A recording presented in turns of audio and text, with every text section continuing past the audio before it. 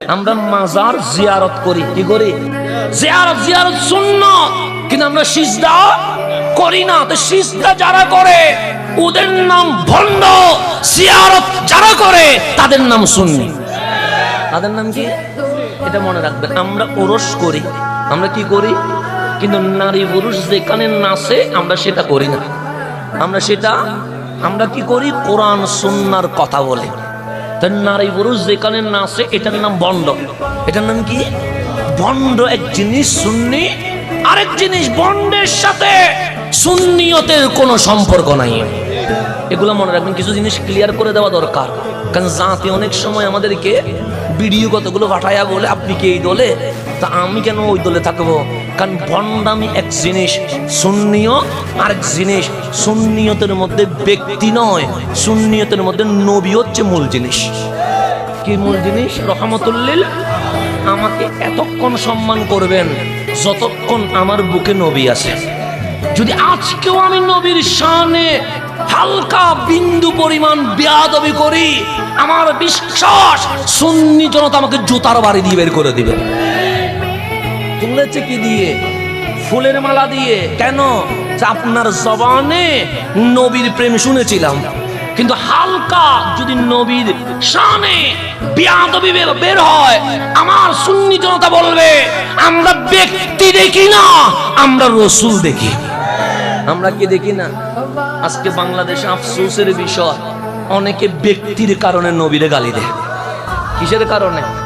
ব্যক্তির কারণে। আমরা ব্যক্তি নয়, আমরা রহমতুল্লিল। এখন আসেন সামনের দিকে যাই, সময় খুব দ্রুত চলে যাচ্ছে, সেই জন্য আমি খুব দ্রুত কথাগুলো বলছি। আমি স্পিরিটে বলার কারণে আপনাদের কি বুঝতে সমস্যা হচ্ছে? স্পিরিটে বলবো? স্পিরিটে বললে লাভ 3-4টা আছে।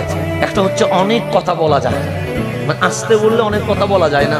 টান দিয়ে বললে নিজে সেফ হওয়া যায়, মানে আস্তে সুর দিয়ে আস্তে আস্তে বললে নিজের গলার কি হয়, যত্ন হয়। কিন্তু অনেক বিষয় বলা যায় না। সেজন্য গাড়িতে উঠলে আমি আফসোস করব, ইস এই বিষয়টা আমি জাতিকে জানাতে পারি নাই।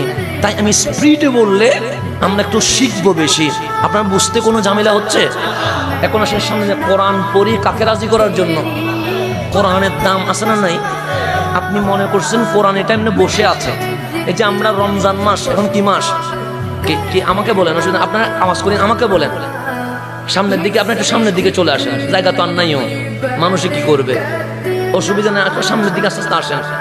আর যেখানে মানুষ দাঁড়াইছে, আপনার দাঁড়িয়ে কষ্ট হচ্ছে আপনাদের? আপনার যারা দাঁড়ায় আছেন কষ্ট হচ্ছে? কষ্ট না হলে অসুবিধা নেই।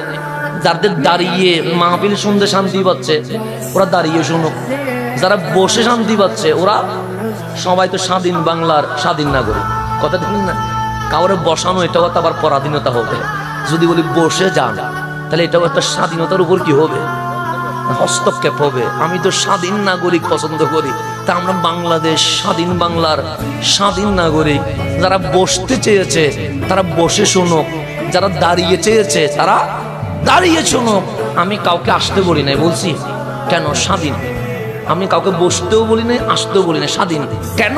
আপনি আমার কারণে আসিয়েন না, আপনি আসলে আল্লাহ এবং রসুলের জন্য আসেন। আল্লাহ যে আছে সে নাস্তিক প্রমাণ খুঁজতেছে। কে? নাস্তিকে। আল্লাহ যে আছে থাকলে দেখা যায় না কেন? যেমন টিন আছে দেখা যায়, ক্যামেরা আছে দেখা যায়, মোবাইল আছে দেখা যায়, আংটি আছে দেখা যায়, ঘড়ি আছে দেখা যায়। আর যিনি বিশ্ব বানাইলো ওনারে দেখা যায় না কেন? প্রশ্ন করে না করে। এখন একটু গভীরভাবে খেয়াল করবেন আমার কথা, যদিও বা কঠিন হয়ে যাবে, আমি সহজ করার ট্রাই করছি। কি করার? এখন আল্লাহ কোথায়? প্রশ্ন আছে না? আল্লাহ কোথায়? আল্লাহ কি আরশে? না। আল্লাহ কি লোহে? না। আল্লাহ কি আসমানে? না। আল্লাহ কি জমিনে? না। আল্লাহ কি পূর্বে? না। আল্লাহ কি পশ্চিমে? না। আল্লাহ কি উত্তরে? না।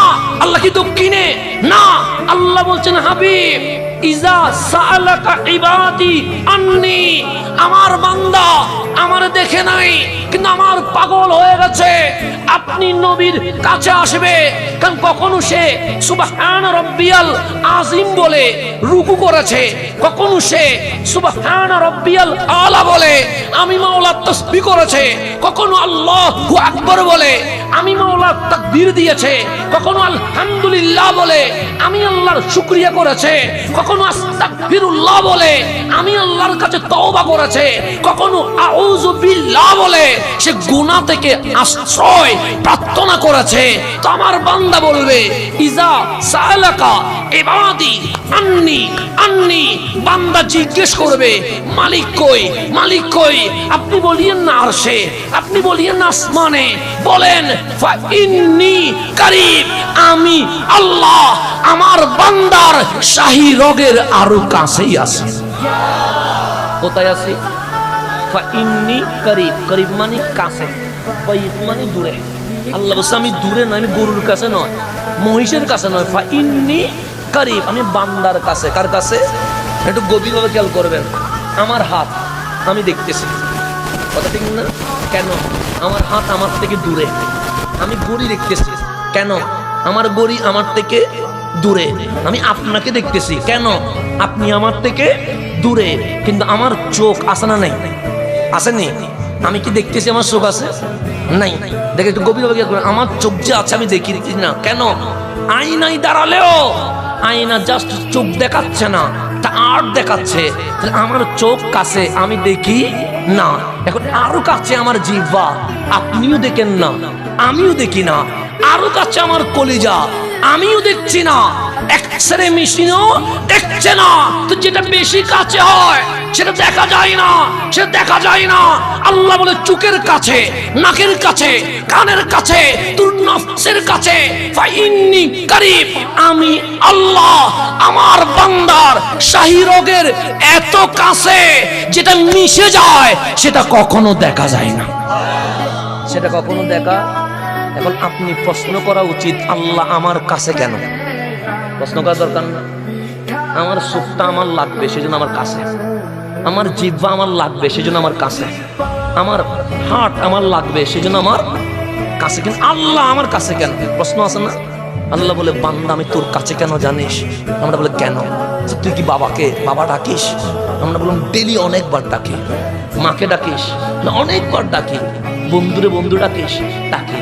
আল্লাহ বলে আমি তোর মা দূরে থাকতে পারে, তোর বাবা তোর থেকে দূরে থাকতে পারে, বন্ধু তোর থেকে দূরে থাকতে পারে, ফা ইন্নী করিব, আমি তোর শাহী রগের আরো কাছে এসে এই অপেক্ষায় থাকি।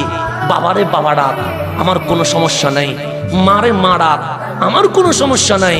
সে মাঝে মাঝে আমার রহমান বলে ডাকিস, তুই বান্দা ডাকতে দেরি, আমি আল্লাহ উত্তর দেওয়ার জন্য তোর কাছে আছি। কি দেওয়ার জন্য? উত্তর দেওয়ার, আনসার দেওয়ার জন্য।